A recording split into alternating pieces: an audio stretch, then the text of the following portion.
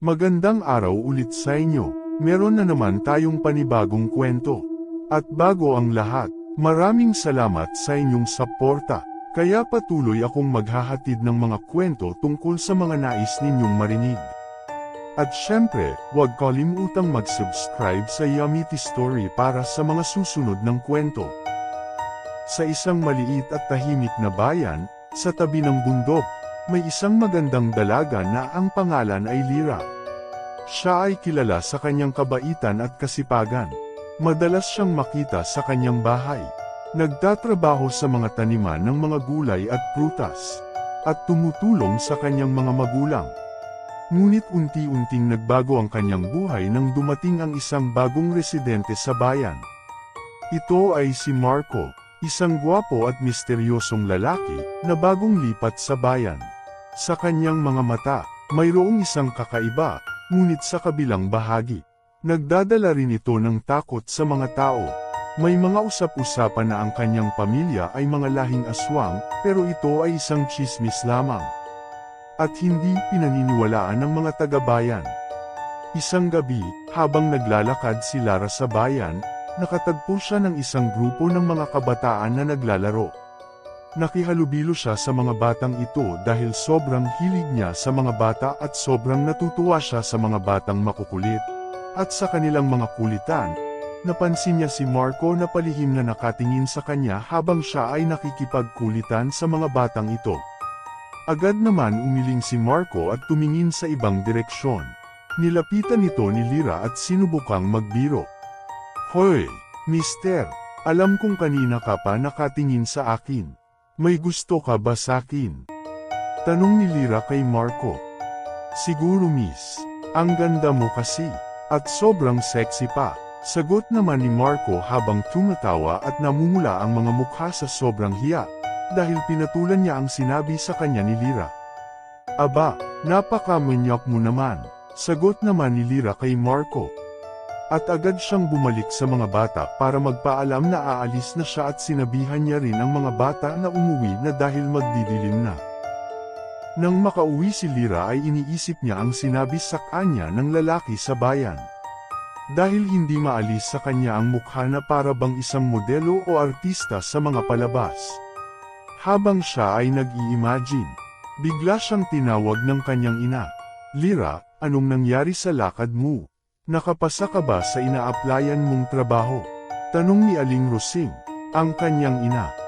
"Ah, opo nay, baka bukas ay magsimula na agad ako," sagot ni Lyra sa kanyang ina. Dahil si Lyra ay nag-apply sa isang pharmacy store sa bayan.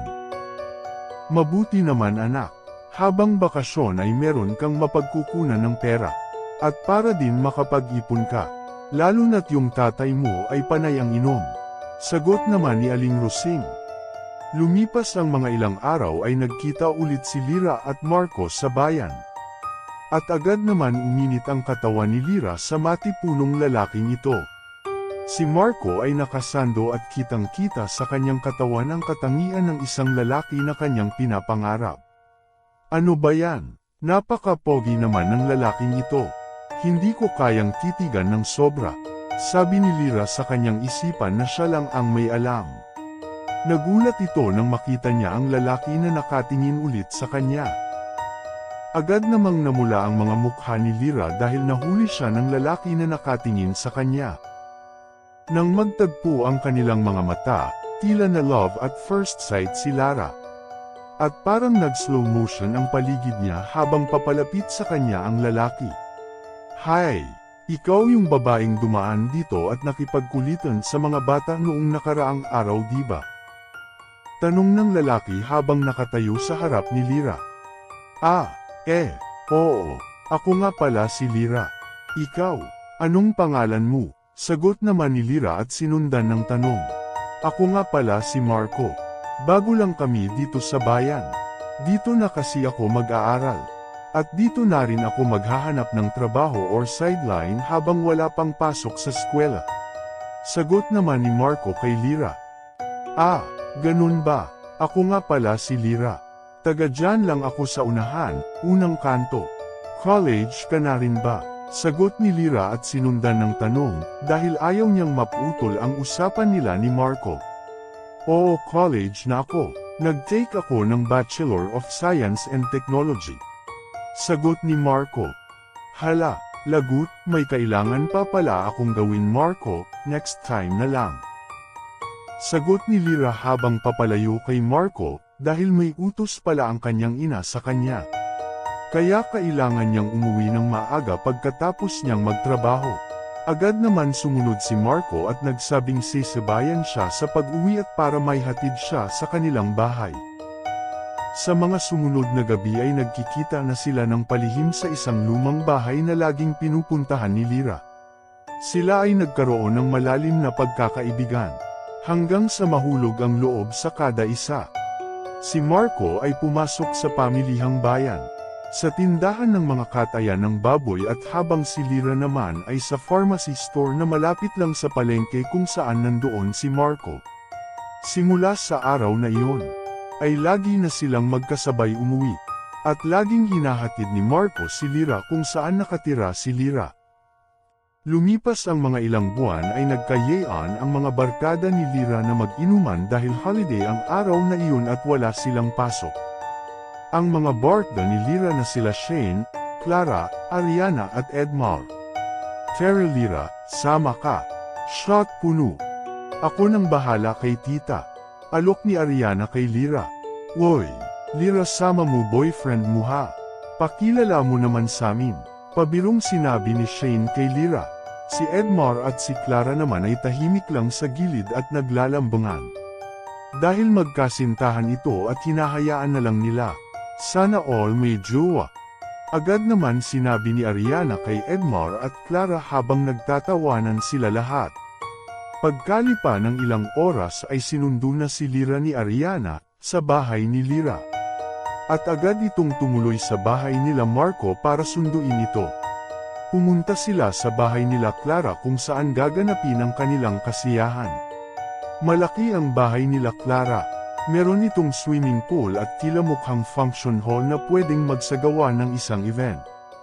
Dahil mayaman sila Clara at ang kanyang mga magulang ay nagtatrabaho sa gobyerno. Isang mayor ang kanyang ama at negosyante naman ang kanyang ina, na nagmamay-ari ng ilang mga resort sa lalawigan. Habang sila ay nagsisimula ng tumagay, ang mga kwentuhan at tawanan ay nagtagal ng mga ilang oras. Hanggang sa hindi na nila namalayan ang mga pinagsasasabi nila at mga ginagawa. Mga ilang sandali lang ay isa-isa silang nakatulog at si Marco naman ay tila hindi nalalasing. Binuhat niya si Lyra at dinala ito sa malinis na pwesto para ihiga ng maayos. Habang inilalapag ito ni Marco, biglang hinayla ito ni Lyra at agad namang napalapit ang mukha ng bawat isa. Isang napakainit na katawan ang dumampi kay Marco na parang nagpapahiwatig sa kanya ng isang matinding emosyon. Lyra, kailangan mo nang matulog para makapasok ka bukas. Sabi ni Marco habang nalilito sa tukso. Si Lyra ay nakatingin peren at tumayo. Hinayla siya sa mas tagong lugar na walang nakakakita kundi sila lang. Agad itong nagtanggal ng kasuotan at inilatag sa sahig. Nanlaki naman ang mata ni Marco at hindi na napigilan ang emosyon. Ipinaramdam ng kada isa ang mga init na dumadaloy sa mga katawan nila sa araw na iyon. At dahil nasa hustong edad na ang dalawa ay wala silang takot sa mga pwedeng mangyari sa oras na iyon. Matapos ang mga sandali ay nakangiti ang dalawa habang nagkakatinginan ang kanilang mga mata. Labis itong nasiyahan at halos maputulan ng hininga sa sobrang sarap at saya na nararing nila. Ngunit sa likod ng kanilang pagmamahalan, naganap ang hindi inaasahang pangyayari. Dahil naulit ito ng mga ilang beses, halos isang linggo naganap ang mga masasayang araw nila. Isang gabi, habang sila ay muling magkasama, may isang lihim na inilabas si Marco. Ito ay isang lihim na nilimot na ng panahon. Sa ilang mga sandali ay biglang nagbago ang anyo ni Marco. Sa ilalim ng napakaliwanag na buwan, humarap siya kay Lyra. At sa isang kisap ng mga mata, ay pinakita niya ang kanyang anyo. At agad namang nagulat si Lyra. Takot na takot ito nang makita ang totoong anyo ni Marco. Siya ay isang aswang. Lyra, sabi ni Marco sa mahinahong tinig. Huwag ka sanang matakot sakin Lyra. Mahal na mahal kita, at totoong may lahi kaming aswang. Pero ako rin ito Lyra, sabi ni Marco, na may halong pag-aalanlangan sa kanyang mga mata, at lungkot kasabay na biglaang pagpatak ng kanyang mga luha. Hindi nakapagsalita si Lyra. At agad siyang tumakbo at umuwi sa kanilang bahay. Naiwan sa kanyang isipan niya ang mga nangyari. Hindi niya alam kung ano ang kanyang mga gagawin. Hanggang sa lumipas ang mga oras at nakatulog na si Lyra. Matapos ang gabing iyon, araw at buwan, nalaman ni Lyra na siya ay nagdadalang bata na. Siya ay buntis. At hindi siya makapaniwala sa nangyayari. Kaya nagpasya siya na mangupahan ng boarding house, at doon manirahan. Ang kanyang mundo ay nabaligtad at puno ng pagkalito, takot, at pag-aalala.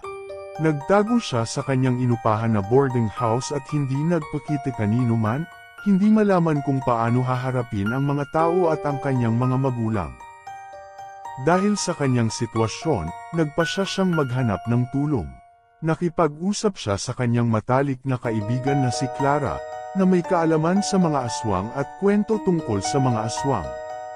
Dahil mahilig ito magkwento sa kanila, lalo na pagdating sa mga paksang aswang. Clara, kailangan kong malaman kung ano ang gagawin ko. Hindi ko alam ang gagawin ko sa batang dala-dala ko. Baka maging aswang din ito katulad ng kanyang ama. Sabi ni Lyra habang umiiyak sa harap ni Clara. Nagulat si Clara sa sinabi ni Lara. Ha? Anong sabi mo? Tanong ni Clara habang iniisip kung ano ang nangyari at kung sino ang ama ng bata na tinutukoy niya. Hoy, Lyra, huwag ka nga mag-joke dyan. Aswang ba si Marco? Ano ba kasing nangyari sa'yo? Tanong naman ni Clara. Napaiyak naman si Lyra na parang litong-lito na sa mga nangyari. Habang umiiyak si Lyra ay nagkwento siya sa mga nangyari sa kanila ni Marco at agad naman itong naintindihan ni Clara. Lumipas ang mga ilang araw ay lagi nang bumibisita si Clara sa bahay nila Lyra, kung saan nangungupahan si Lyra. Tinulungan ni Clara si Lyra, at nagre-research sila sa mga lumang aklat tungkol sa mga aswang. Napag-alaman nilang wala itong gamot. At wala silang magagawa kundi maghintay na ilabas ang bata, at tanggapin ang katotohanan. Samantalang si Marco, sa kabila ng kanyang pagiging isang aswang, ay nagpatuloy ito sa pagmamahal niya kay Lyra. Sa kanyang puso, alam niyang may panganib sa kanyang anak dahil sa kanyang lahing aswang. Ang mabuting hangarin ni Marco ay nagudyok sa kanya. Si Marco pala ay ang nag-iisang anak ng hari o pinuno ng mga aswang. Tinawag niya ang lahat upang magpulong o magsagawa ng isang meeting. Para iulat sa lahat na siya ay magkakaroon na ng anak sa lahi ng mga tao. Ginawa niya ang pagpupulong na ito para malaman niya kung meron bang maaaring magtaksil o tutol sa kanyang nagawa. At nagutos din siya ng palihim sa nag-iisang tapat sa kanya upang bantayan si Lyra para sa kanyang kaligtasan na baka may pumaslang sa kanya at sa kanilang magiging anak. Makalipas ang ilang buwan, nanganak si Lyra ng isang napakagandang sanggol at nakita ito ni Marco habang nagbabantay at minamasdan lang lahat ng mga ginawa ni Lyra sa araw-araw. Si Marco din ang nag-iiwan ng mga prutas, pagkain at pera sa harap ng kanyang pintuan. Na agad namang kinukuha ni Lyra, dahil alam niyang si Marco ito. Takot siya, pero alam niyang binabantayan pa rin siya ni Marco dahil alam niyang mahal na mahal siya nito. Habang karga niya ang kanyang anak ay napansin niya, na ang kanyang anak ay nagtataglay ng katangian ng isang tao, ngunit may espesyal na aura na tila nagdadala ng kasiyahan sa paligid.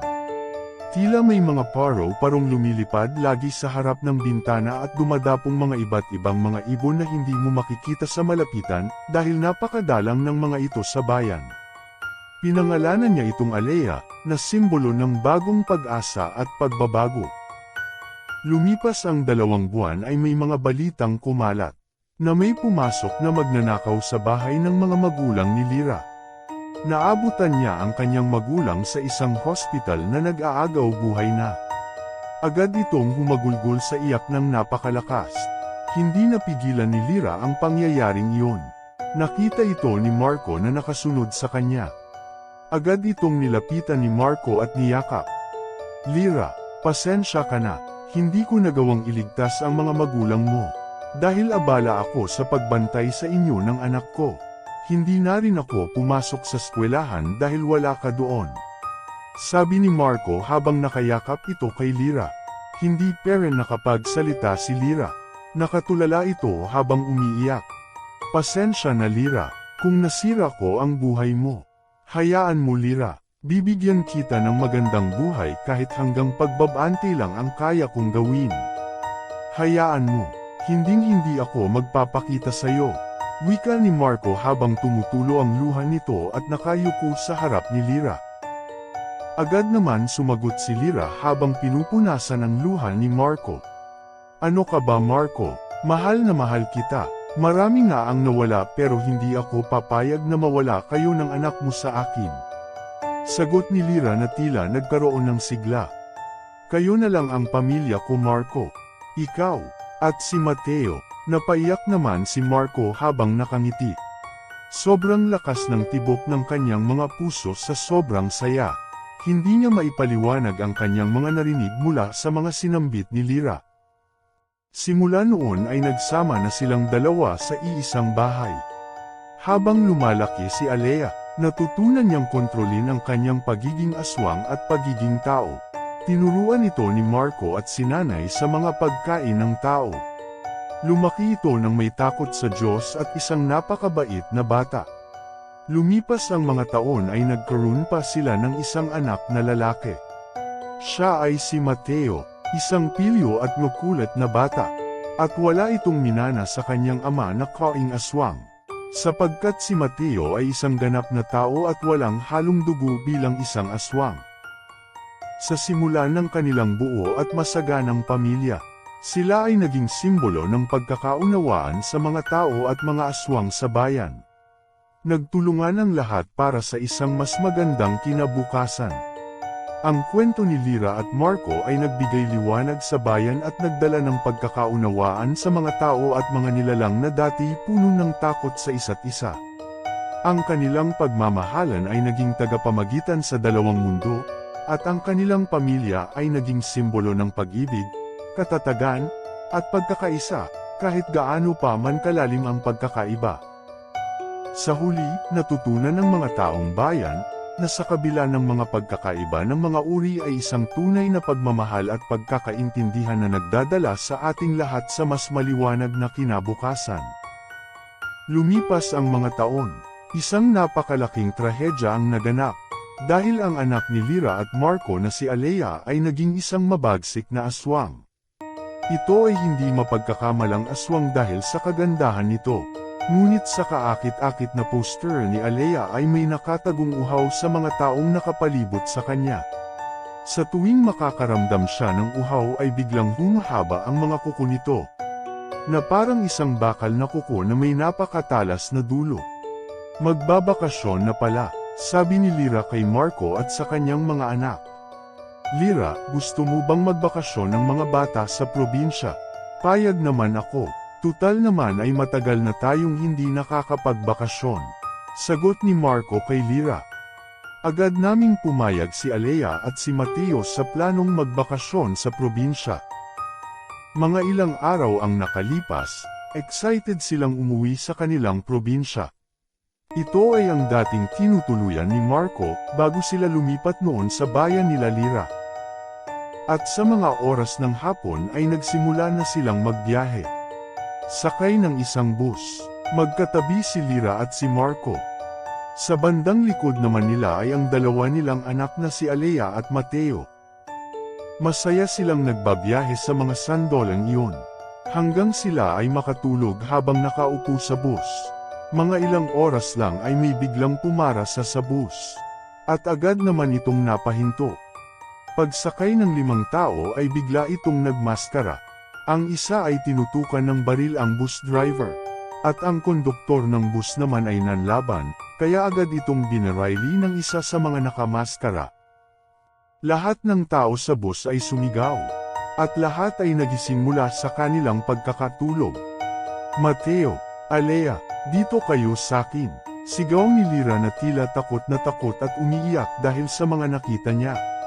Si Marco naman ay tahimik lang at naghihintay ng pagkakataon labanan ng 5 nakamaskara. Lyra, Mateo at Alea, diyan lang kayo sa likod ko. Sabi ni Marco na parang nanggigigil na sa mga nakamaskara at tila lumalabas na ang mga pangil nito. Ilang sandal lang ay may 2 lalaki na lumapit sa kanila. Tinutukan si Marco ng baril at pinapagilid para makuha ng 2 nakamaskara si Lyra. Dahil naakit sila sa alindog nito. Kinuha ng isang nakamaskara si Lyra, at dinilaan ang leeg nito. At yun ang ikinagalit ni Marco. Walang takot na pagpapalit ng anyo ang lumabas sa katauhan ni Marco.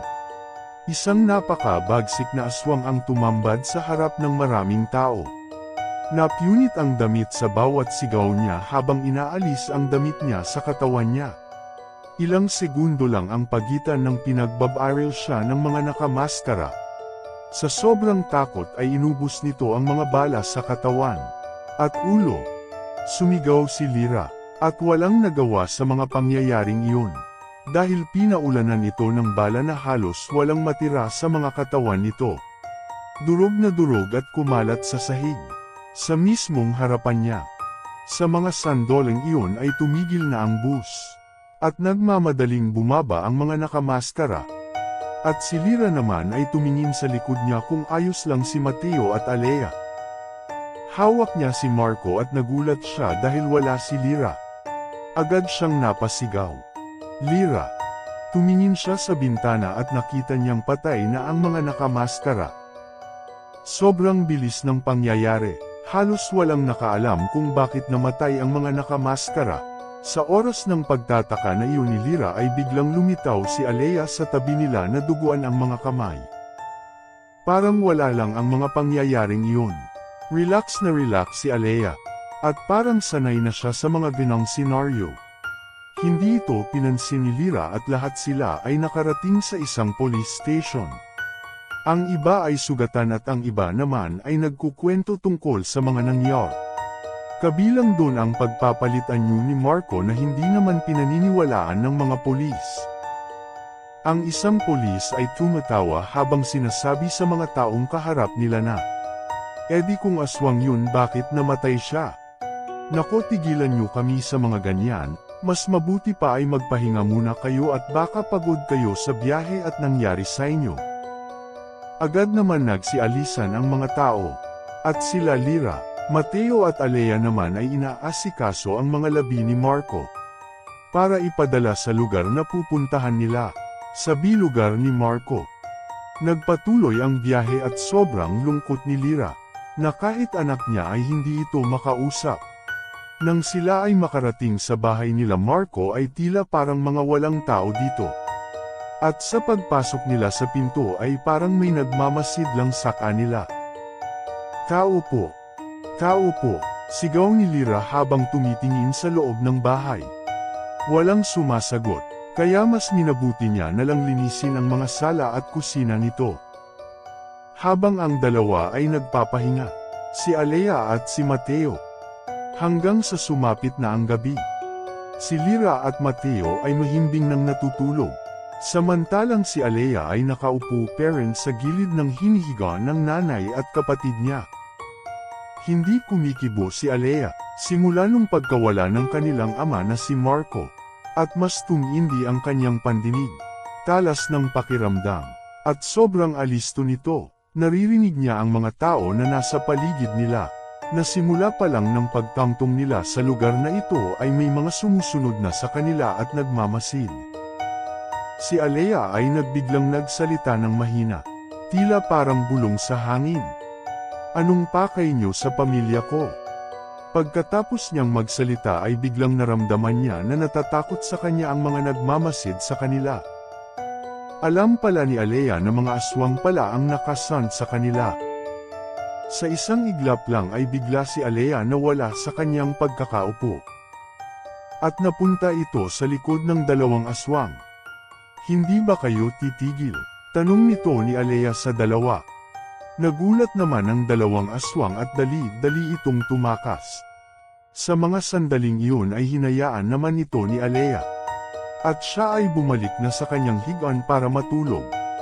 Kinabukasan ay nakarating na rin ang katawan ni Marco. Para lamayan ng kanyang pamilya. Nasa kabaong na ito at nalinisan na tila buhay sa kanyang pagtingin. Si Mateo at Alea ay nag-asikaso at naghanda ng mga pwedeng ipakin sa mga tao sa paligid. Habang si Lyra ay hindi matanggap ang mga pangyayaring iyon. Hanggang sa dumating ang araw na kailangan ng ilibing si Marco. Si Lyra ay tila hindi pa rin makausap. At inaalalayan ito ni Mateo at Alea. Si Alea naman ay kasalukuyang nakikiramdam lugar na iyon. Dahil may naririnig siyang mga pag-uusap tungkol sa kanilang ama. Di ba yan yung anak ng pinuno? Sabi ng isang tao sa di kaliwang lugar, oo, siya yun. Yung nakapang-asawa ng mortal, sagot ng isang tao.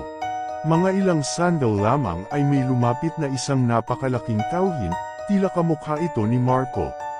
Pero ito ay may katandaan na, at maraming balbas. Iha, ikaw ba si Lyra? Ang asawa ng anak kong si Marco. Bigla naman natauhan si Lyra sa kanyang mga narinig. Ah, opo, ako nga po. Sagot naman ni Lyra habang nagpapyunas ng mga luhas sa kanyang mga mata. Magandang araw ulit mga ka-Yamity Story, hanggang dito na lamang muna ang kwento kong ito. Sana nagustuhan nyo ang kwentong ito. Ito ay natural na imahinasyon lamang. Kaya sana ay suportahan ang mga likha kong ito. Maraming salamat at huwag kalimutang mag-subscribe sa Yamity Story. Abangan ang susunod na kwento, na pinamagatang, ang babaeng nabuntis ng aswang.